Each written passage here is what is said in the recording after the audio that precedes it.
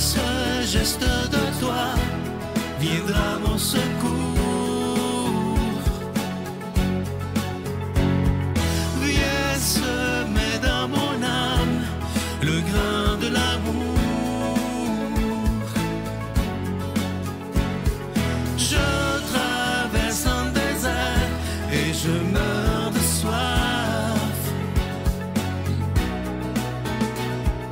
Montre-moi le mystère qui garde la foi.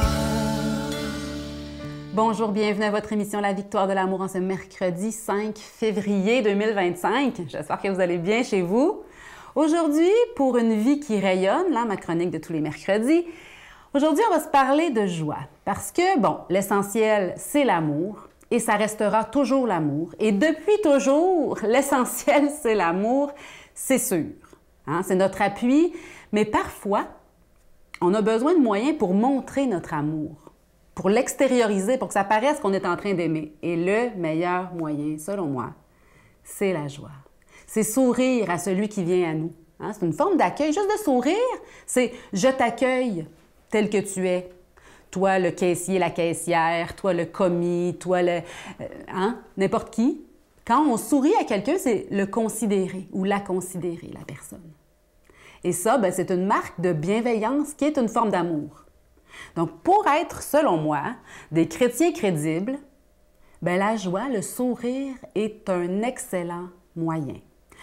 En plus, quand on décide de se mettre un sourire dans le visage alors que ça ne nous tente pas, bien, ça produit à long terme l'effet de la joie.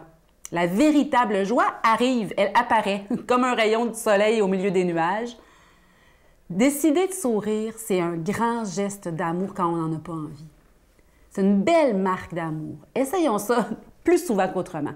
Et prenons la décision de bannir la tristesse et le découragement. Bien sûr, la tristesse et le découragement, c'est des sentiments légitimes, ça arrive, c'est humain, c'est naturel, c'est normal, c'est correct, mais ne nous enfonçons pas.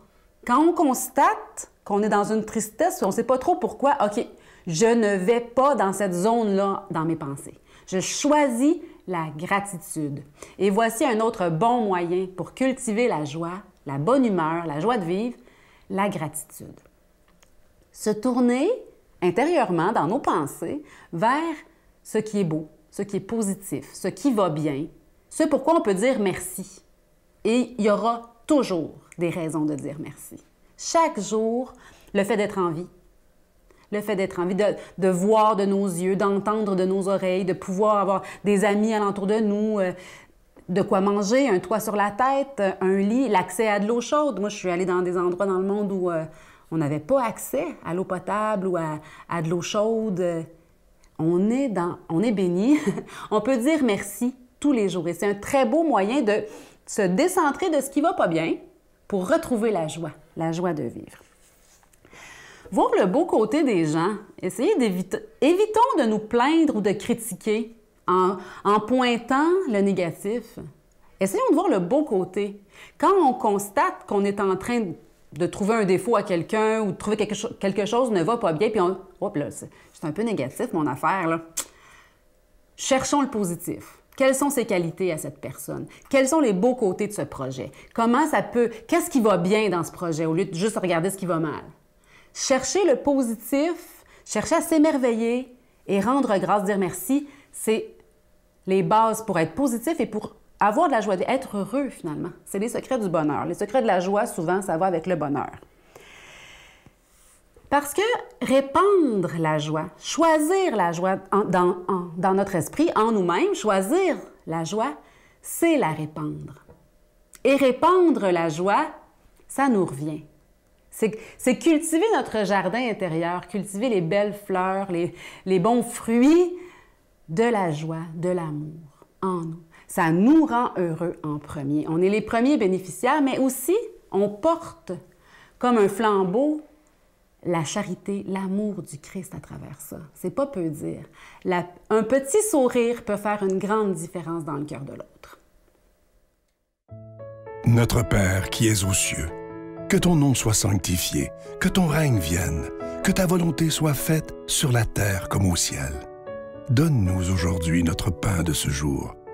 Pardonne-nous nos offenses, comme nous pardonnons aussi à ceux qui nous ont offensés. Et ne nous laisse pas entrer en tentation, mais délivre-nous du mal, car c'est à toi qu'appartiennent le règne, la puissance et la gloire pour les siècles des siècles. Amen. La Victoire de l'amour vous invite à célébrer 30 ans d'amour au Centre Vidéotron de Québec, le 24 mai 2025, de 13h à 17h. Avec Mélissa Bédard, Patrick Normand, Nathalie Laure, Guylaine Tanguay et la présence exceptionnelle de Michel Thor. Témoignages et conférences avec Sœur Angèle, Dominique Bertrand, David Bernard, Christine Michaud, Martin Larocque, Claire Jacques, Victor et l'équipe de la Victoire de l'amour. Billets en vente maintenant sur lavictoiredelamour.org. Je suis tellement content de vous parler du magnifique cadeau de février. C'est le mois de l'amour, le mois de la Saint-Valentin. Je sais que vous l'attendiez beaucoup. C'est le cœur de l'espoir. Vous allez le voir à l'écran, il est vert. C'est de la pierre d'agate, donc il n'y a pas de peinture dessus. C'est vraiment la couleur de la pierre que vous voyez. Et évidemment, la pierre verte, on dit que c'est la pierre de l'espérance. Alors, vous voyez en forme de cœur, absolument magnifique. Ce bijou, il est déjà béni. Ça inclut la chaîne en acier inoxydable, donc ça ne ternira pas. Vous vous souvenez du cœur bleu, comment vous l'aviez aimé? Mais c'est la même chose, sauf de couleur verte. Et je vous rappelle que ce n'est pas peint, mais c'est bien la couleur de la pierre qui est ce vert absolument magnifique. Je vous rappelle cette magnifique carte de Marie qui est toujours disponible. Vous savez qu'avec un don de 25 $, vous recevez un cadeau. Avec un don de 40 $, vous en recevez 2. Et évidemment, vous allez recevoir un reçu pour fin d'impôt. Je vous remercie de tout cœur de ce que vous faites et ce que vous ferez pour la Victoire de l'amour, parce que sans vous, vous le savez, hein, cette émission-là ne pourrait pas exister, mais maintenant, ça fait déjà 30 ans que nous sommes ensemble. Merci de tout cœur et voici comment vous procurer ces cadeaux.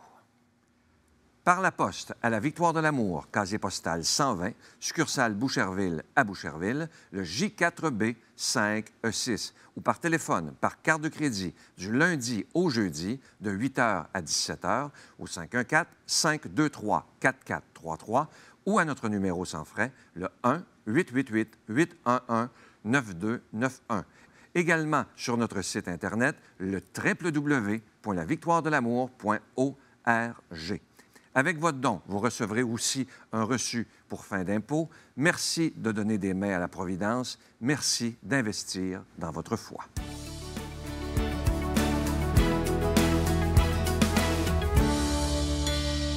Mon Dieu, donnez-moi la sérénité d'accepter les choses que je ne peux changer, le courage de changer les choses que je peux et la sagesse d'en connaître la différence.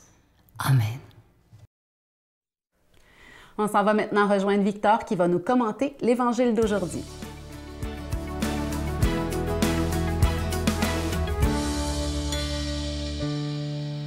Ce qui m'émerveille dans l'Évangile aujourd'hui, c'est comment Jésus réagit face à l'absence de miracles, face à l'absence de reconnaissance de ses proches. Comment il s'est préparé et sa réponse face à tout ça. Parce qu'il veut faire des miracles et il ne peut pas à cause du manque de foi des gens autour de lui. Il revient chez lui, dans sa région, après avoir commencé sa mission publique, et puis il ne l'est pas accueilli. Les gens disent « mais est-ce que c'est pas le fils d'un tel? Est-ce que c'est pas le frère d'un tel ?» On le connaît. Comment est-ce qu'il peut dire toutes ces choses-là? Comment est-ce qu'il peut faire toutes ces choses-là? Et les gens ne croient pas en lui malgré tous les signes. Et face à ça, la réaction de Jésus, elle est plutôt intéressante, parce que au lieu de s'arrêter, eh ben, il continue. En fait, les gens sont étonnés. Ils sont étonnés de ce que Jésus dit, de ce que Jésus fait.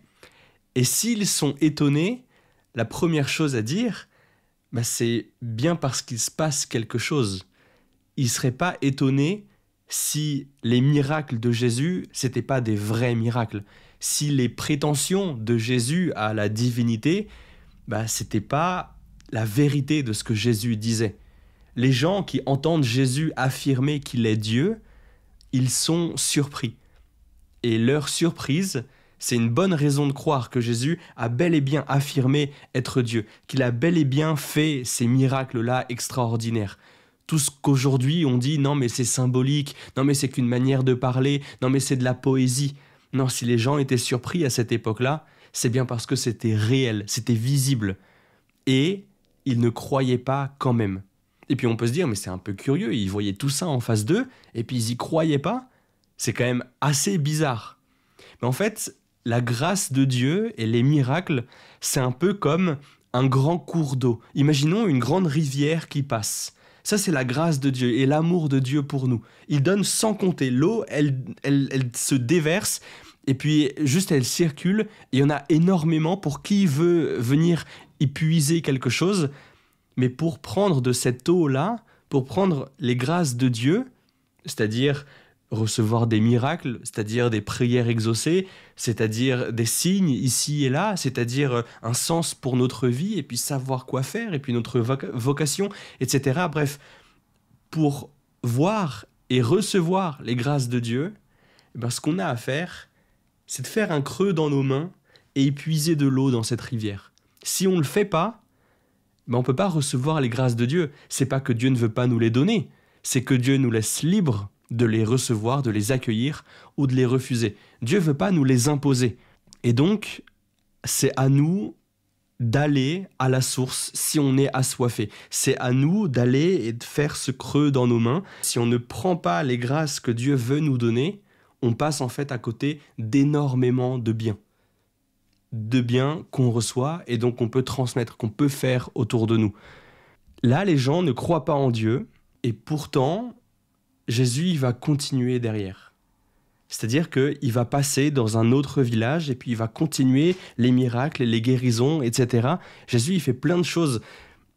Il passe 30 ans à Nazareth, là où il grandit, pour 3 ans de vie publique. 30 ans de préparation, d'attente, d'a priori rien de spécial. Pendant 30 ans, c'est long. Pour 3 ans de vie publique et durant ces 3 ans, il change le monde. Il coupe l'histoire en deux, entre avant Jésus-Christ et après Jésus-Christ. Aujourd'hui, on est en 2025, après Jésus-Christ. Il a coupé l'histoire en deux. La puissance de Jésus se déploie tout simplement. Et elle peut se déployer dans notre vie aussi. Mais pour ça, il faut notre conversion. Dieu veut nous donner des grâces. Dieu veut faire des miracles dans notre vie. Mais les miracles visibles dans notre vie, ce ne sont que des signes de notre conversion intérieure. Ce que Dieu veut le plus pour nous, c'est qu'on soit saint, qu'on aille au paradis. Pour ça, il veut notre foi en lui. Il veut notre conversion spirituelle. Ce qu'il veut faire de visible dans notre vie, ce sont que des signes pour notre conversion intérieure.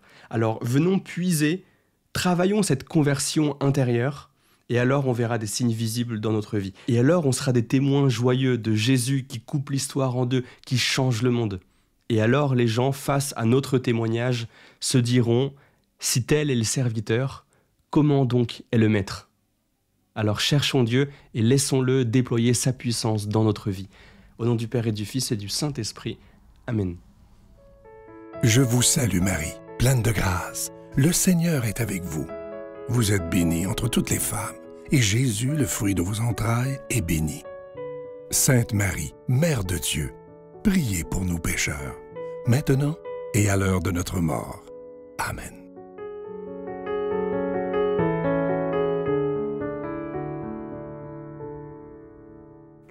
En ce début du mois de février, ça me fait plaisir de vous présenter pour la première fois le cœur de l'espoir.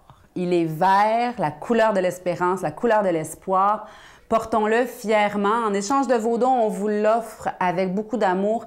En ce temps où on a besoin d'espoir, n'est-ce pas? Ça soutient l'œuvre de la Victoire de l'amour, d'annoncer la bonne nouvelle à la télévision et sur Internet. Merci pour vos précieux dons. Ce bijou est déjà béni. Ça vient avec la chaîne qui est en acier inoxydable qui ne ternira pas. Je vous offre aussi l'opportunité de vous procurer les cartes, celle de Jésus et celle de Marie qui nous dit « Mon enfant, je suis toujours près de toi et je t'aime. » Bonne journée. Et la deuxième écho que j'ai passée, les 2 reins étaient atteints, puis il n'y avait aucune espérance de vie. Il fallait que j'aille accoucher d'un bébé mort-né. Par la mère apprenant que son fils est guéri, par l'oiseau rappelant l'oiseau tombé du nid, par l'herbe qui a soif et recueille l'ondée, par le baiser perdu, par l'amour donné et par le mendiant